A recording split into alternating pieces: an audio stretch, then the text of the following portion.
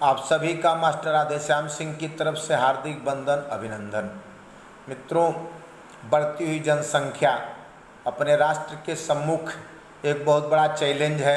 ये बात सत्य है, हम सभी मानते हैं। परंतु उत्तर प्रदेश सरकार द्वारा जिस जनसंख्या नीति की बात की जा रही है, उससे केवल मजहबी उन्माद एवं मजहबी मनमुटाव फैलेगा। किसी भी प्रकार की जनसंख्या के नियंत्रित होने की कहीं कोई संभावना नहीं है। सरकार द्वारा ये कहा जा रहा है कि जिनके द्वारा हम दो हमारे दो का पालन नहीं होगा, उन्हें सरकारी नौकरियों में जगह नहीं दी जाएगी। तो हम बता देना चाहते हैं कि जिस मुस्लिम भाइयों को लक्षित करने का कार्य योगी जी द्वारा किया जा रहा है, उनका सरकारी नौकरियों में प्रतिनिधित्व पहले से ही नहीं के बराबर है। ऐसी दशा में इस बिल या कानून से उन्हें कहीं भी प्रभावित होने की कहीं कोई संभावना नहीं है, बल्कि आज़ादी के बाद मंडल आयोग लागू होने से दलित एवं पिछड़े वर्ग का जो सरकारी नौकरियों में प्रतिनिधित्व बढ़ा है, जिनके पास अधिकतर के पास 2 से अधिक संतानें हैं, उन्हें ही नियंत्रित करने का कार्य किया जाएगा। हमें तो लगता है अंत में योगी जी उन वर्गों के लिए काम करना चाहते हैं कि जिनके द्वारा ये भारत शासन से शोषित और दमित रहा है। मित्रों, जहाँ भी शिक्षा दर अधिकतम है, साक्षरता दर अधिकतम है, बेरोजगारी नहीं है, वहाँ पर जनसंख्या विस्फोट कम होता है। अगर हमारी सरकार चाहती है कि हम भारत में जनसंख्या को नियंत्रित करें, तो इनको हर हाल में शिक्षा को अनिवार्य करने के साथ ही प्राइमरी स्तर से ही तकनीकी शिक्षा लागू करनी पड़ेगी। जैसा कि हमारे माननीय अध्यक्ष माननीय ओम प्रकाश राजभर जी कहा करते हैं कि अगर भारत के गरीबों को समृद्ध बनाना है, भारत से गरीबी को भगाना है, तो हमें शुरू से तकनीकी शिक्षा लागू करनी होगी। क्योंकि आज के तारीख में सरकारी नौकरियों की संख्या घटती जा रही है। विशेष करके भारतीय जनता पार्टी की सरकार द्वारा सरकारी उपक्रमों को बहुत ही तेज़ी से बेचने का कार्य किया जा रहा है। ऐसी दशा में हम अगर सरकारी नौकरी की उम्मीद करते हैं तो दिन में तारे गिनने के समान होता है।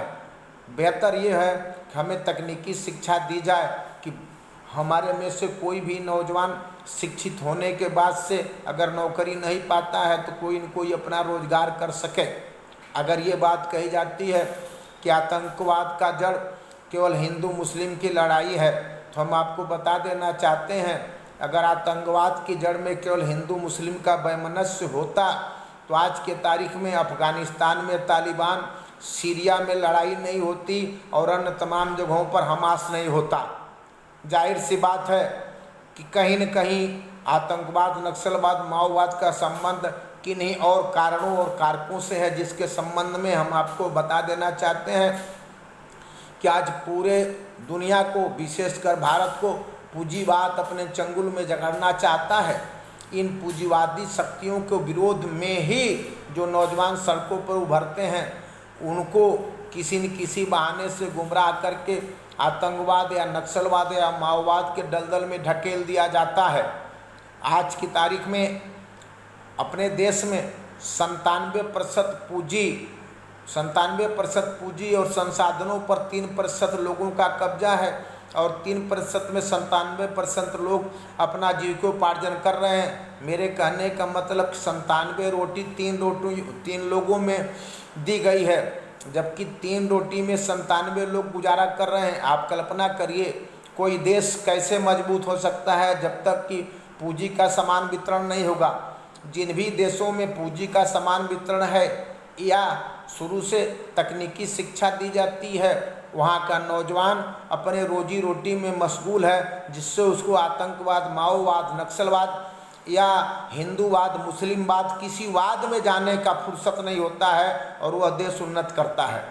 मित्रों, आप सभी के माध्यम से हम सरकार को अवगत कराना चाहते हैं कि और वास्तव में सरकार राष्ट्रवाद का काम करना चाहती है, छद्म राष्ट्रवाद नहीं, केवल उथले मुद्दों पर वोट लेने का विचार नहीं है। तो उन्हें तत्काल इसी सत्र में, सदन के इसी सत्र में, जो लोकसभा का वर्तमान सत्र चलने वाला है, इसी सत्र में बिल लाना होगा कि हर नौजवान के लिए शिक्षा जरूरी है, शिक्षा के साथ तकनीकी शिक्षा जरूरी है, जिससे कि हमारा नौजवान आत्मनिर्भर बन सके।